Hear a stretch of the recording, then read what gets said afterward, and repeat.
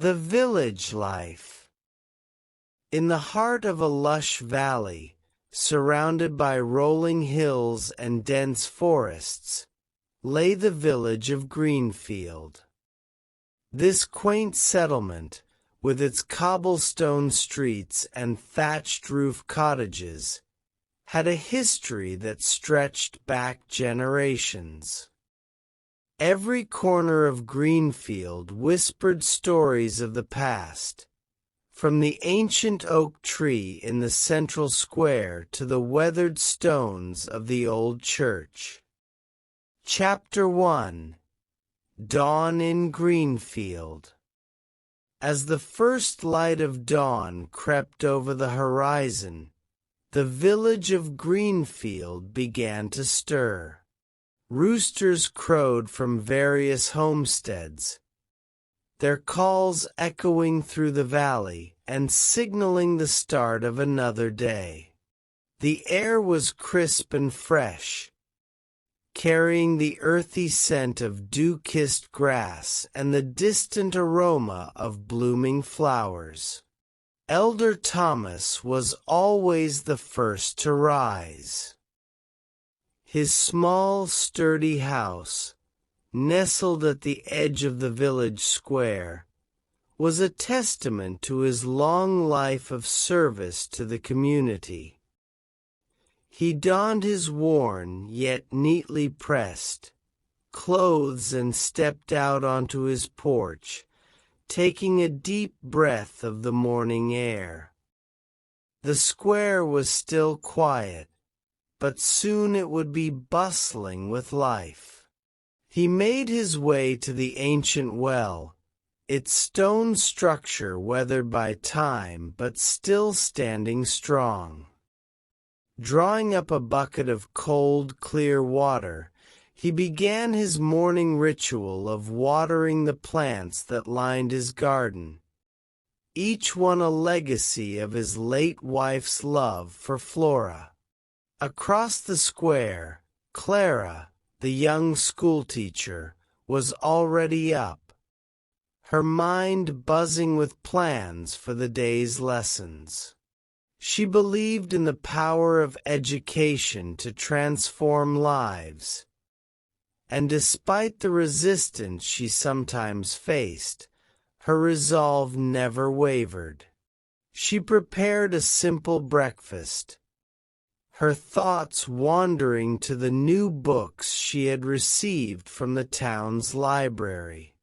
Today, she would introduce her students to the wonders of far-off lands and the mysteries of science. In their kitchen, John and Mary sat discussing the day's work over steaming mugs of coffee. The couple had been together since childhood, their bond strengthened by years of shared hardships and triumphs. Their farm, a sprawling expanse of fertile land just outside the village, demanded constant attention. The recent storm had damaged a section of their crops, and they were debating the best course of action. John favored sticking to traditional methods, while Mary was more open to trying new techniques they had read about. Little Sam, full of boundless energy, had already started his chores. Feeding the chickens and collecting eggs was a daily task he performed with joy. Today, he planned to visit old Marta, the village healer, to learn more about the plants she used for her remedies. His curiosity knew no bounds, and he was always eager to learn new things. As the sun climbed higher, the village of Greenfield came to life. The blacksmith's hammer rang out from his forge, the baker's oven sent tantalizing smells through the streets, and merchants set up their stalls in the square. The market bustled with activity, a tapestry of colors, sounds, and scents. Chapter 2: Market Day. Market days in Greenfield were always special. The central square transformed into a vibrant hub of activity where villagers gathered to trade goods, share news, and enjoy each other's company. Stalls overflowed with fresh produce, handmade crafts, and various wares. The air was filled with the sounds of haggling, laughter, and the occasional cluck of a chicken escaping its coop. Elder Thomas strolled through the market, exchanging greetings with everyone he met. His presence was a comfort to the villagers, a living reminder of their shared history and traditions. He stopped by Martha's stall, where she sold the most exquisite hand-woven baskets. They chatted about the upcoming harvest festival, a highlight of the year that everyone eagerly anticipated. At her stall, Clara displayed a selection of books she had brought from her personal collection. She encouraged parents to read to their children and shared her plans for a village library. Her enthusiasm was contagious, and many left with books in hand, inspired to explore new worlds through stories. John and Mary had set up a booth with their farm's produce. Fresh vegetables, fragrant herbs, and jars of homemade preserves attracted many customers. They used the opportunity to gather opinions on the new farming techniques they were considering, finding a balance between tradition and innovation. Little Sam dashed from stall to stall, his eyes wide with wonder. He paused at old Marta's stand, where she sold her remedies and potions. She welcomed him with a smile, and they spent some time discussing the healing properties of various plants. Marta's wisdom was a treasure trove that Sam eagerly absorbed. Chapter 3: The Harvest Festival. The annual Harvest Festival was a time of celebration and gratitude in Greenfield. It marked the end of the growing season and the beginning of the preparation for winter. The entire village came together to honor the land that sustained them and to celebrate their community. Preparations for the festival began weeks in advance. The square was decorated with colorful banners and garlands of autumn leaves. Tables were set up for the feast, and a stage was constructed for the performances that would take place throughout the day. On the morning of the festival, the village was a hive of activity. Clara and her students had created a beautiful mural depicting the history of Greenfield, which was displayed prominently in the square. John and Mary had baked an impressive array of pies, breads, and pastries using the produce from their farm. Elder Thomas oversaw the preparations, ensuring that everything ran smoothly. As the festival began, villagers dressed in their finest clothes gathered in the square. The air was filled with the sounds of music and laughter. Traditional dances were performed, and children participated in games and competitions. The highlight of the day was the grand feast, where everyone shared the fruits of their labor. Elder Thomas gave a heartfelt speech, reminding everyone of the importance of community and gratitude. He spoke of the challenges they had faced and the strength they had found in each other. His words resonated deeply, reinforcing the bonds that held the village together.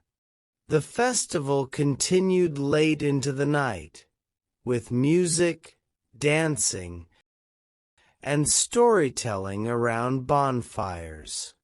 The villagers shared tales of old, passing down their history through the generations. The night sky was clear, and the stars shone brightly, a silent witness to the joy and unity of Greenfield. Chapter 4. Winter's Embrace. As winter approached, Greenfield prepared for the cold months ahead. The village took on a quieter, more introspective tone as the days grew shorter and the nights longer. Snow blanketed the landscape, transforming the valley into a serene, white wonderland.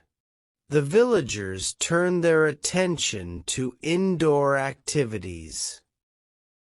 Clara held evening classes by the warmth of the fireplace, teaching the children about the wonders of the natural world and the stories of distant lands. John and Mary focused on preserving their harvest, stocking their pantry with jars of pickles, jams, and dried herbs.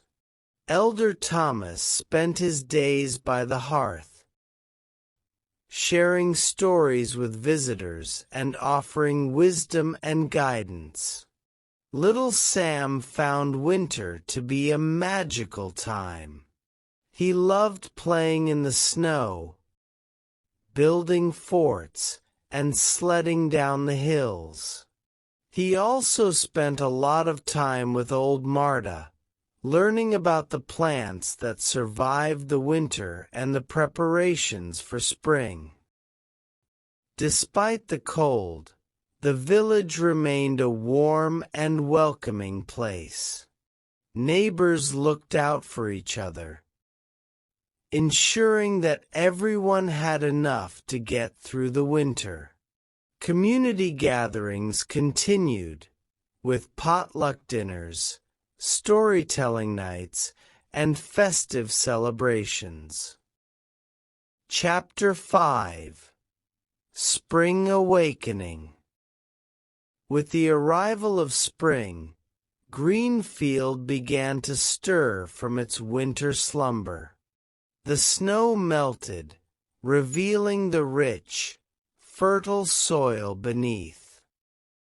Buds appeared on the trees, and the air was filled with the songs of returning birds. The village came alive with activity as preparations for planting began. John and Mary worked tirelessly in their fields, preparing the soil and sowing seeds. The promise of new life and fresh beginnings filled the air. Clara took her students on nature walks, teaching them about the cycles of the seasons and the importance of caring for the environment. They planted a garden outside the schoolhouse, a project that brought them great joy and a sense of accomplishment. Elder Thomas looked on with pride as the village he had nurtured continued to thrive. He knew that the challenges they faced only made them stronger, and that their unity and resilience were their greatest strengths. Little Sam explored the woods, marveling at the changes that spring brought. He continued to learn from old Marta, who guided him in understanding the delicate balance of nature and the interconnectedness of all living things. Chapter 6. Summer's Abundance. Summer in Greenfield was a time of abundance and growth. The fields were lush with crops, and the gardens overflowed with flowers and vegetables.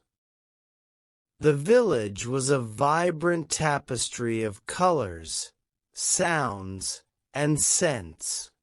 The villagers worked hard, but they also took time to enjoy the beauty of the season. Picnics by the river, evening walks through the fields, and community gatherings filled the long, warm days. Clara organized a summer reading program, encouraging the children to explore new worlds through books. John and Mary hosted a weekly farmers' market, where they shared the bounty of their harvest with the community. Elder Thomas continued to share his wisdom, his presence a comforting constant in the ever-changing world.